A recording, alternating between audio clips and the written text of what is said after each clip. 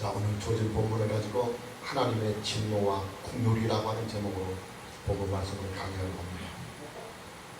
성경에는 하나님께서 노를 바라실 때 노를 바라시는 강도에 따라서 사용하는 단어가 다르게 나와요. 하나님께서 대단히 화가 나셔서 노를 바라실 때는 원문에 카라스라는 단어를 사용합니다. 주로 이스라엘 백성들이 우상을 숭배할 때 나타나는 하나님의 분노를 성경은 카스라는 단어를 사용합니다. 우리가 사용하고 있는 개정 성경에는 보통 노 이렇게 번역을 하고 있습니다. 그러나 카스보다 더 맹렬한 하나님의 진노가 있습니다. 성경은 이럴 때는 카스라는 단어를 사용하지 않고 아프라는 단어를 사용합니다. 성경은 이 아프라는 단어를 번역할 때 하나님의 진노라고 번역을 합니다. 가끔씩 운동선수들이 경기를 하는 도중에 레드카드를 받고 퇴장을 하는 경우가 있어요. 주로 경기 중에서 비신사적인 행위를 할 때 처음에는 옐로우 카드로 경고만 하다가 한 번 더 반칙을 하게 되면 그때는 레드카드를 내밀어서 퇴장을 시킵니다. 그러나 어떤 선수는 경기장에서의 퇴장이 아니라 선수 생활을 영원히 하지 못하도록 영구 제명이나 영구 퇴출이 되는 경우가 가끔씩 있습니다. 선수 생활뿐만이 아니라 한 인간으로서의 생명까지도 끝나는 경우가 있습니다. 선수가 중대한 범죄의 행위를 저지르는 경우입니다. 여러분, 운동선수들은요 퇴장을 당하면 안 돼요. 그러나 그래도 퇴장은 선수 생명 그 자체가 끝나는 것은 아닙니다. 징계가 끝나는 시점이 되면 다시 경기장으로 복귀할 수가 있습니다. 그러나 영구 제명이나 영구 퇴출은 선수 생명만 끝나는 것이 아니라 그들의 인생 자체도 끝나는 것입니다.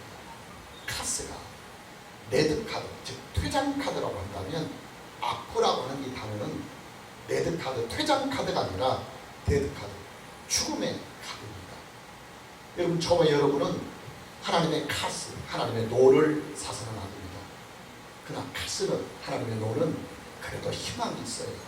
회개하고 돌아오면 얼마든지 다시 일어날 수가 있습니다. 그러나 하나님의 진노, 아프는 다릅니다.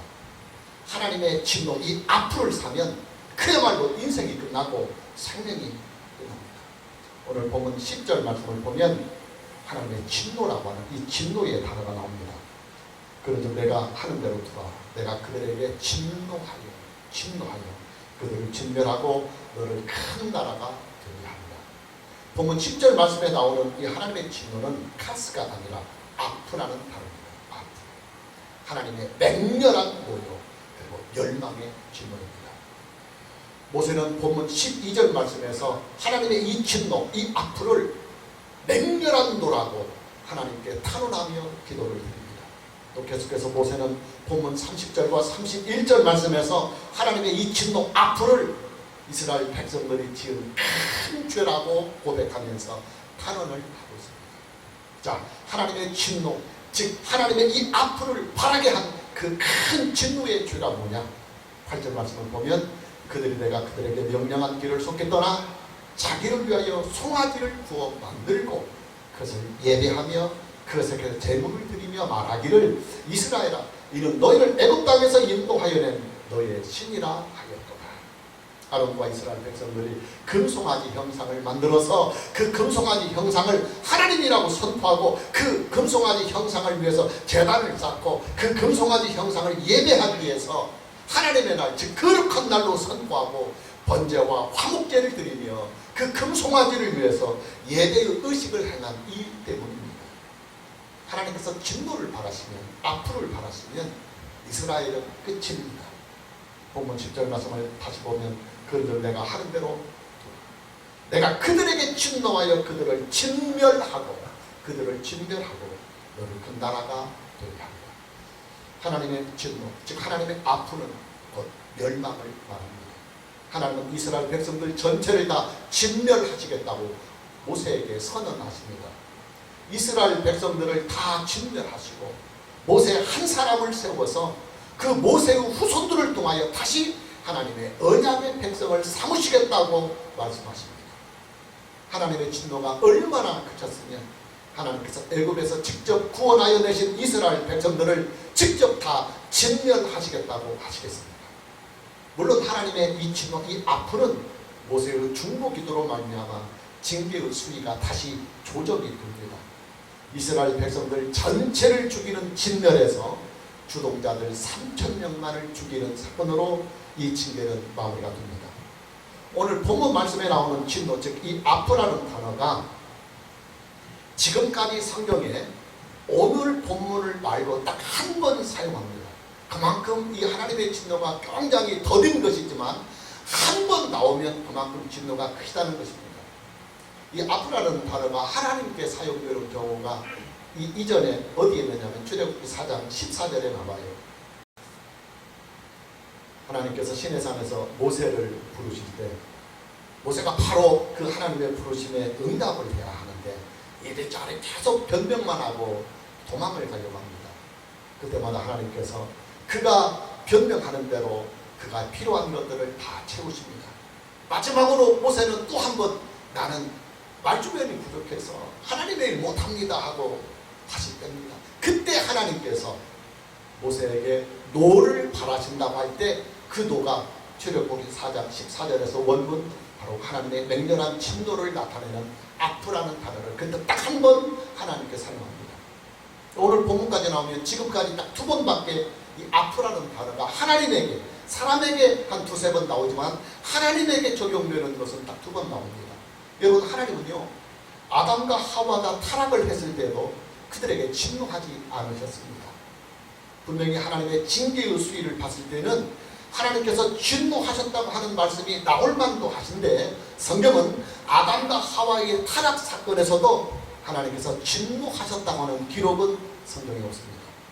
가인이 아벨을 죽였을 때도 성경은 하나님께서 가인의 죄에 대하여 진노하셨다고 하는 기록이 성경에는 없습니다. 노아 시대에 있었던 홍수 심판에서도 하나님께서 아프를 가지고 하나님께서 이 맹렬한 진노를 하셨다고 하는 이 기록이 성경에는 없습니다. 분명히 세상을 다 홍수로 심판하시는 하나님의 그 엄청난 징계의 수위를 보면 하나님께서 진노를 하셨을 만도 한데 그러나 성경은 하나님께서 진노하셨다고 하는 기록이 없습니다. 바벨탑 사건에서도 하나님의 진노라고 하는 이 단어가 나오지 않습니다. 그리고 소돔과 고모라의 멸망의 사건에서도 하나님의 진노, 이 아프라는 단어가 나오지 않습니다. 출애굽기에 와서도 하나님께서 진노하셨다고 하는 기록이 그 모세에게 했던 그 기록 말고는 없습니다. 하나님은 바로에게도 진노하지 않으셨어요. 애굽 전역에 10가지의 재앙을 내리시고 애굽의 모든 장자들을 치실 때에도 성경은 하나님께서 바로에게 진노하셨다고 하는 기록이 없습니다.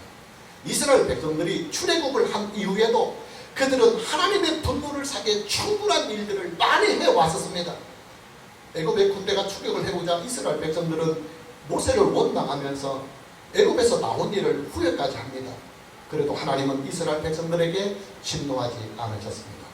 진노는커녕 오히려 홍해 바다를 갈라서 길을 만들어 주셨습니다. 그리고 추격하던 애굽의 군대들까지 다 멸하여 주셨습니다. 이스라엘 백성들이 마라에 와서 쓴물을 불고 불평하며 원망할 때도 하나님은 이스라엘 백성들에게 진노하지 않으셨어요. 먹을 식량이 다 떨어지자 또다시 모세를 원망하며 불평을 할 때도 하나님은 진노하지 않으셨습니다. 오히려 하늘에서 만나를 내려서 그들에게 40년 동안을 먹이셨습니다. 느비딤에 와서 이스라엘 백성들이 마실 물이 떨어지자 이스라엘 백성들은 모세를 돌로 쳐 죽일 기세로 모세를 몰아세웁니다. 그때도 하나님은 이스라엘 백성들에게 진노하지 않으셨어요. 진노는커녕 오히려 하나님은 느비딤 반석을 쪼개서 물을 내어주셨습니다. 하나님을 원망하는 이스라엘 백성들을 위해서 느비딤 반석 위에 모세의 지팡이를 친히 맞으시까지 하셨습니다. 그러나 오늘 본문 말씀에 와서 하나님은 이스라엘 백성들에게 진노를 바랐습니다. 아프를 바랐습니다. 그만큼 오늘 본문에 나오는 이스라엘 백성들의 행위가 하나님의 마음에 엄청난 분노, 엄청난 진노를 사게 했다는 말입니다. 여러분, 성경에 처음으로 등장하는 이 하나님의 진노가 무엇에 대한 진노입니까? 하나님께서 이스라엘 백성들을 다 진멸하시겠다고 하시면서 분노하시는 하나님의 그 맹렬한 진노가 무엇입니까? 영으로 존재하시는 하나님을, 영으로 존재하시는 하나님을 물질로 형상화를 시키는 일입니다.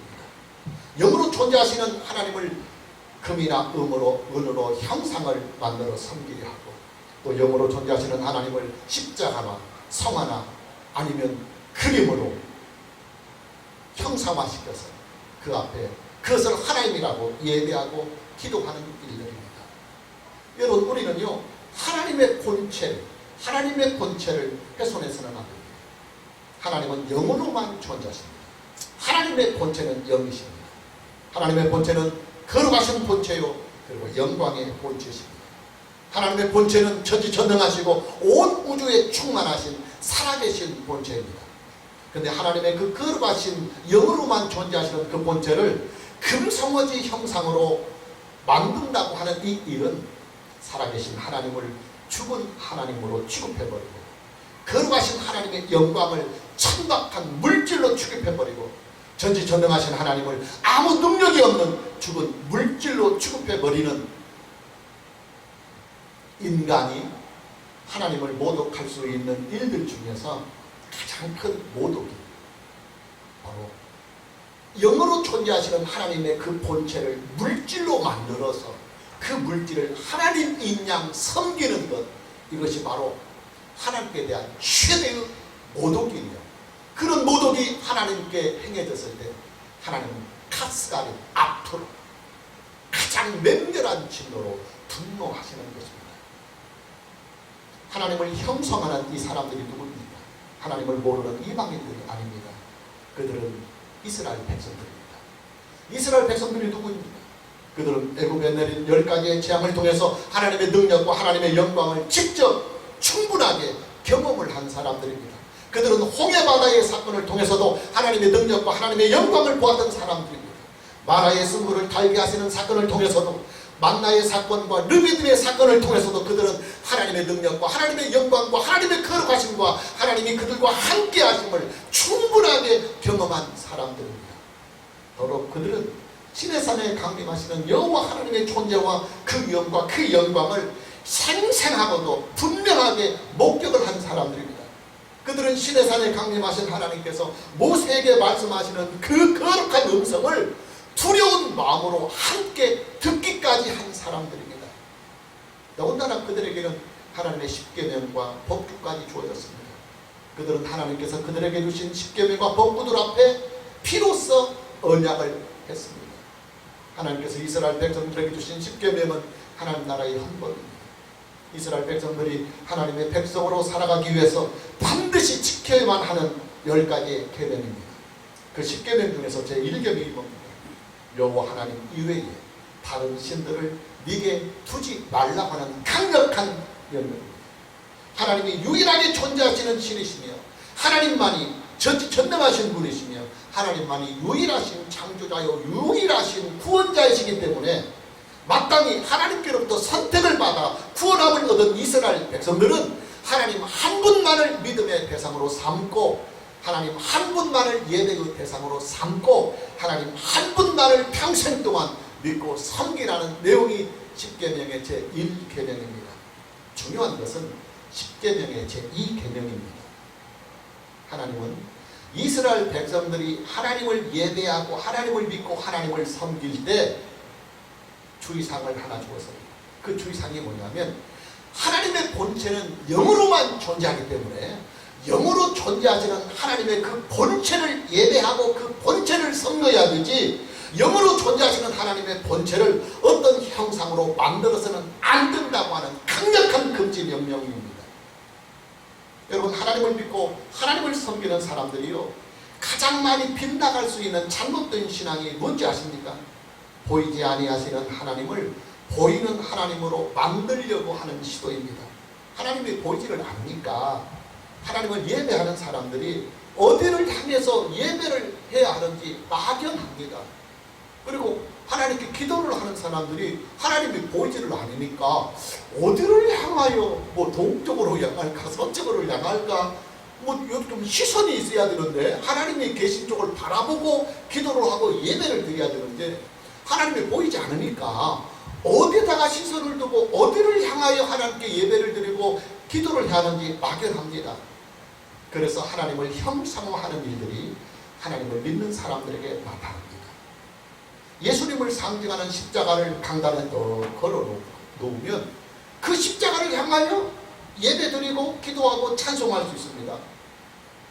근데 이것이 반복되다 보면 그 십자가가 어느덧 하나님이 되어버리고 그 십자가가 어느덧 우리의 신앙의 대상이 되어버립니다.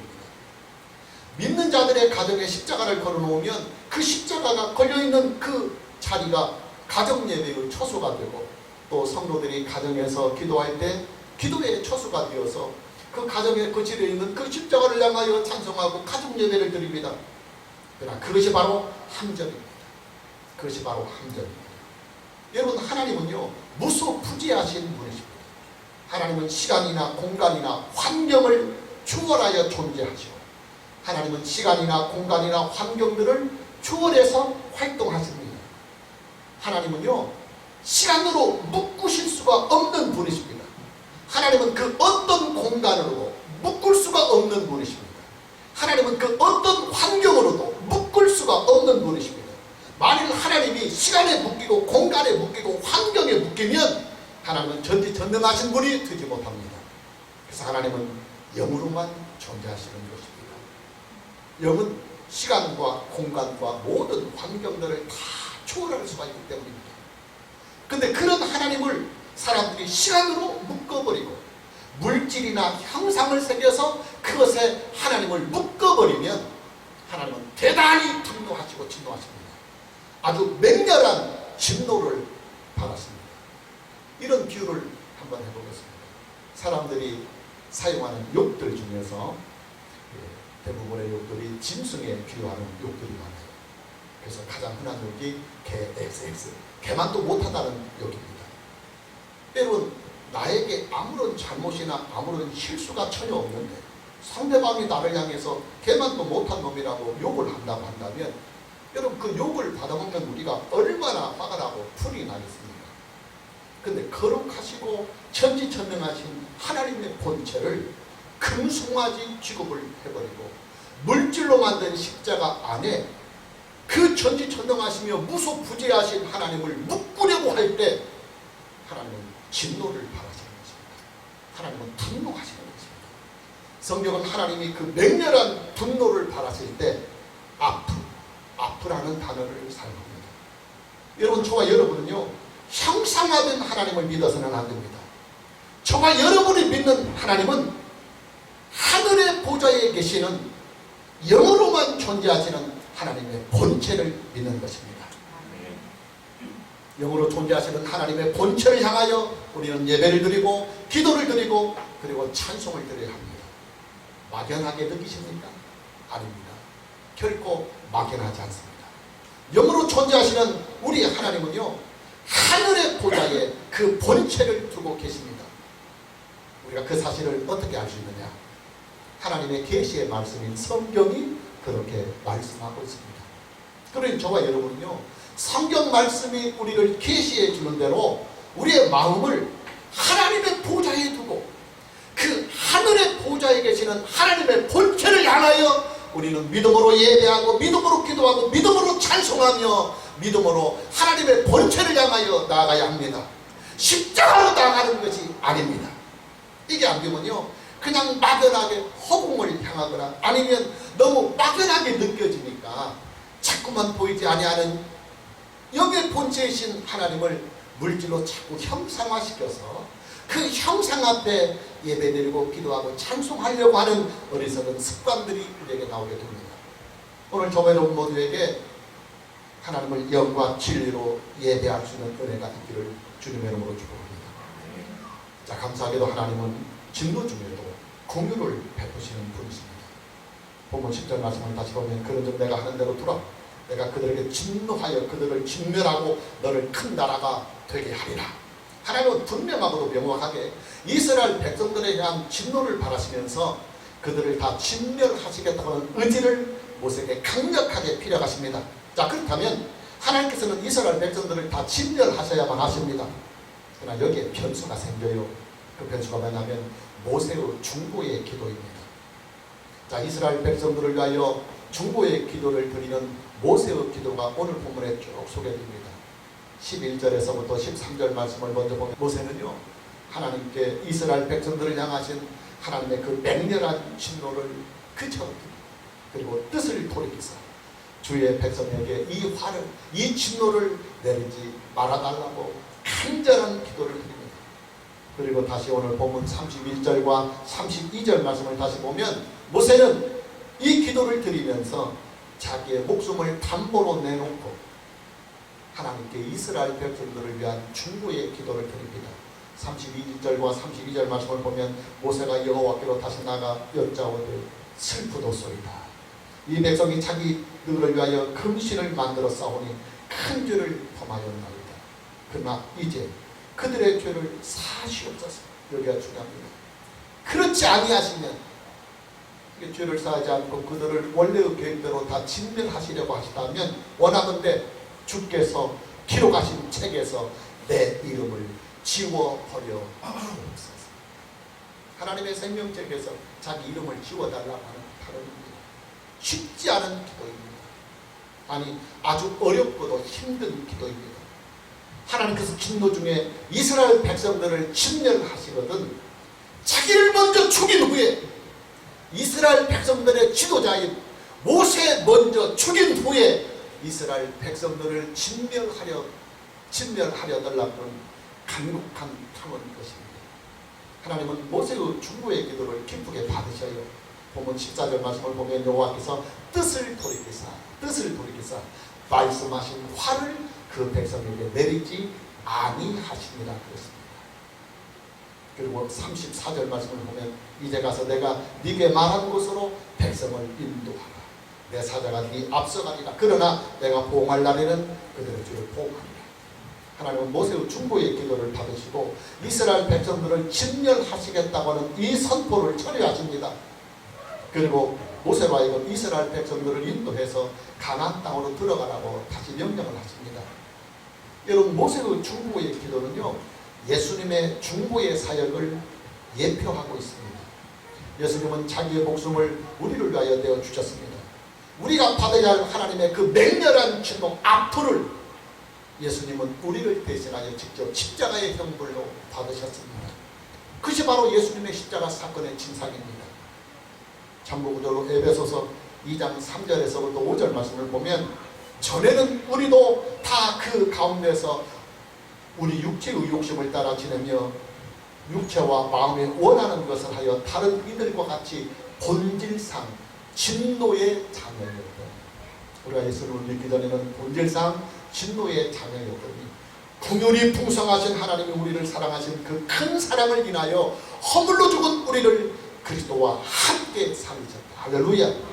이뿐만이 아니에요. 예수님은 지금도 여전히 하나님 우편에서 우리를 위하여 중보의 기도를 하나님께 드리고 있습니다. 다시 참고 구절로 로마서 8장 34절 말씀을 보면 누가 정죄하리요? 예수님을 믿는 사람은 어느 누구도 정죄할 수 없다는 것입니다. 죽으실 뿐 아니라 다시 살아나시는 그리스도 예수시니 그는 하나님 우편에 계신 자요 우리를 위하여 간구하시는 자십니다. 여러분, 로마서 8장 34절 말씀은요, 예수님의 중보 사역이 아주 중요한 말씀입니다. 누가 우리를 정죄하리요? 어느 누구도 예수 그리스도를 믿는 우리를 죄가 있다고 하나님께 기소할 수 없다는 것입니다. 여러분, 죄에 대한 처벌은 기소가 되어야 됩니다. 검사가 재판장에게 이 사람을 처벌해 주세요 하고 기소가 되어야 됩니다. 기소가 안 되면 재판이 열리지 않아요. 그리고 재판이 열리지 않으면 그 사람의 죄에 대하여 처벌할 수 없어요. 여기서 정죄한다고 하는 말은 기소를 한다는 말입니다. 누가 우리의 죄에 대하여 하나님께 이 사람 이런 죄를 지었으니 처벌해 주세요 하고 우리를 기소할 자가 없다는 사실이에요. 왜냐? 우리가 받아야 할 모든 죄악의 형벌을 예수님께서 십자가의 형벌을 통해서 대신 져주셨기 때문입니다.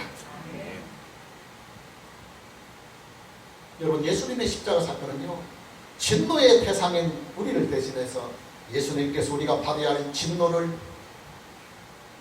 우리가 받아야 할 그 징계를 대신 받으신 일이 바로 예수님의 십자가 사건입니다. 하나님의 진노가 얼마나 크셨으면 예수님 당시에 가장 혹독한 사형의 방법인 십자가의 형으로 예수님께서 죽임을 당하셨을까요? 하나님의 진노가 얼마나 크셨으면 예수님께서 채찍에 맞아 온몸이 찢겨지고 머리는 가시관이 눌려져서 피가 흐르고 십자가에 달려서 무려 6시간 이상을 고통을 당하시다가 죽으신 후에는 옆구리에 창까지 맞아서 온몸에 물과 피까지 다 쏟으셨느냐 이 말입니다. 하나님은 우리를 향하여 하나님의 그 거룩하시고 의로우신 진노를 예수님에게 다 쏟으셨습니다. 예수님은 하나님의 거룩하시고도 의로우신 그 진노를 우리를 대신하여 친히 다 받으셨습니다. 여러분, 징계라고 하는 것은요, 진노를 푸는 과정이에요. 아주 중요한 말입니다.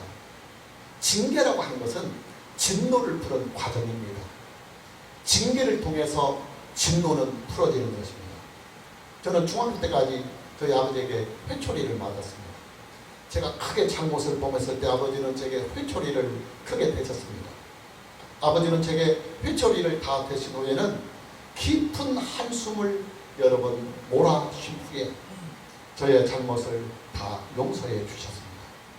그리고 종아리를 맞아서 퉁퉁 시퍼렇게 부어있는 제 종아리에 직접 약을 가져다가 발라주시기까지 했습니다. 그리고 중요한 것은 그 회초리를 맞았던 그 잘못에 대해서는 다시는 거론하지 않으셨어요. 다시는 거론하지 않으셨어요. 여러분, 저와 여러분의 죄를 향하신 하나님의 진노는요, 이미 예수님의 십자가 사건으로 말미암아 다 깨끗이 그리고 온전히 그리고 영원히 다 씻겨졌고 풀어졌고 용서를 받았습니다. 할렐루야. 이뿐만이 아니에요. 우리를 대신하여 징계를 받으신 예수님은요, 죽은 자 가운데서 다시 살아나셨습니다. 다시 참도구절로 조금 전에 받은 로마서 8장 34절 말씀을 다시 보면 누가 청주하리요? 죽으신 분 아니라 다시 살아나신 이는 그리스도 예수시니 그는 하나님 우편에 계신 자요 우리를 위하여 간구하시는 이시다. 원하신 예수님은 하나님의 독생자가 계시는 원래 그 자리로 다시 돌아가셨어요. 그 자리가 바로 하나님 보좌 우편의 자리입니다. 하나님 우편에 계신 예수님은 지금도 우리를 위하여 중보의 기도를 드리고 계십니다. 하나님의 진노를 살 수 있는 우리의 잘못된 죄나 우리의 잘못된 행실들이 있을 때마다 예수님은 하나님 보좌 우편에서 우리의 죄를 용서해 달라고 하는 탄원의 기도를 마치 모세처럼 하나님 앞에 드리고 있는 것입니다.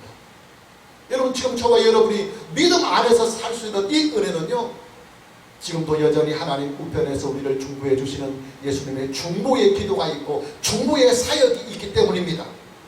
본질상 진노의 자녀였던 우리가 이렇게 하나님의 자녀로 살아갈 수 있는 이 은혜도 다 예수 그리스도의 공로요 예수 그리스도의 은혜인 것입니다. 예수 그리스도는 하나님의 사랑의 원인이십니다. 예수 그리스도는 하나님의 은혜의 원인이 되십니다. 예수 그리스도는 하나님의 긍휼의 원인이 되십니다.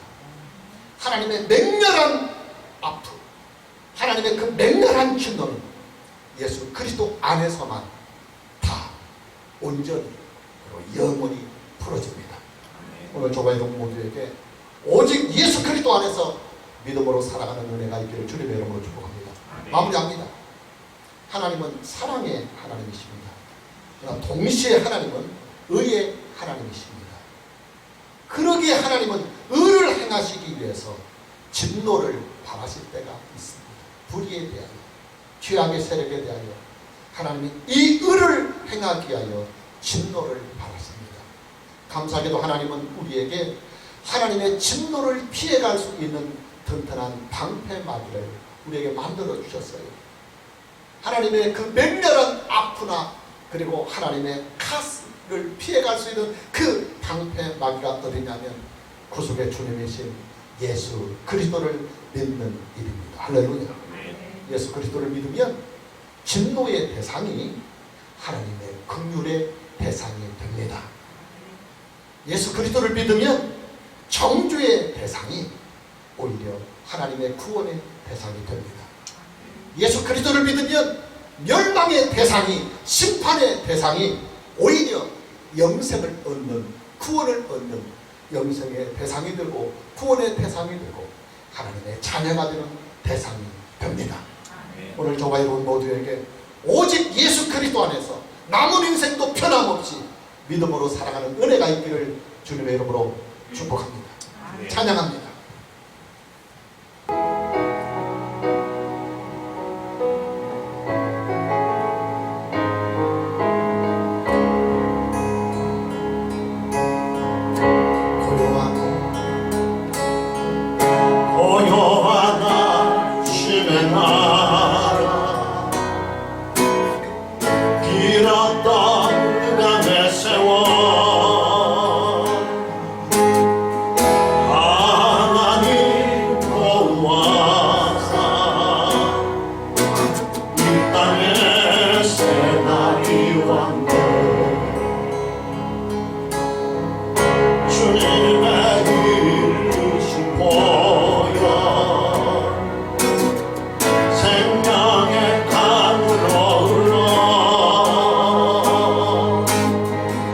주가 이 땅 살리